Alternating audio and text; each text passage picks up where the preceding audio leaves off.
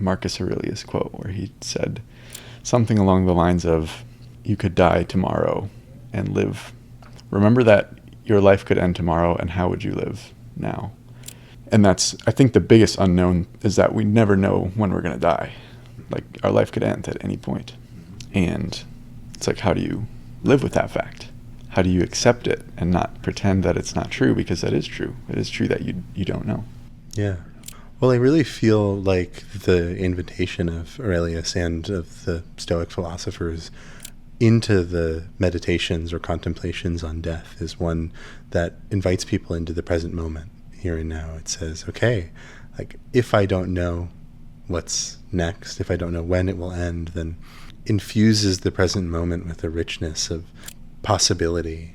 I often, when I'm hosting or when I'm working with people one-on-one or couples, I like tune them into the opportunity that exists here and now.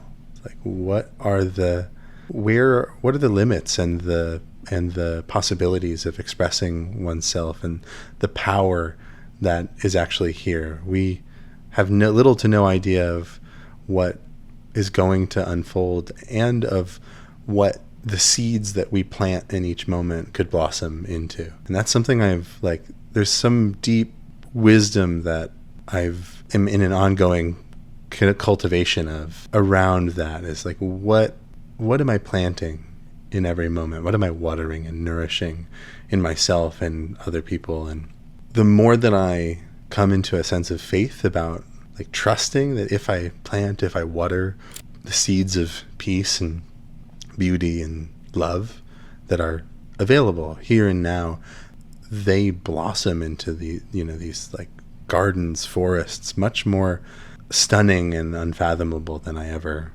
anticipated. And it takes time. Like, there's some humility and patience that it requires to grow something beautiful like that.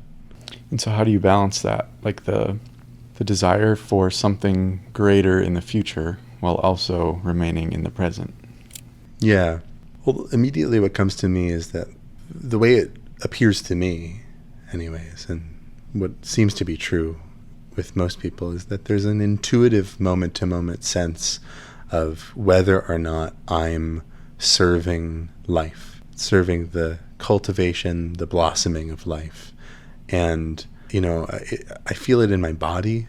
I don't, I can try and put words to it, but at its core, there's a moment-to-moment, like, I'm getting signals from my body, from the world around me, that are indicating whether or not I'm serving the organic processes that blossom and grow and flow, or if I'm somehow resisting them and pushing against them, or even being destructive.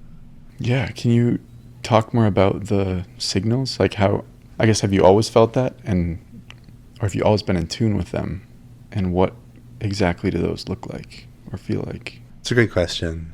My sense of it is that they're always there, and that they're always there in everybody, actually, and that people get disconnected from them for a variety of reasons. Typically fear, often experiences, there's a whole, the whole realm of trauma work tends to point towards and rest upon the ways that fear has interfered with the operation and connection to truth, authenticity, self-expression, moment to moment.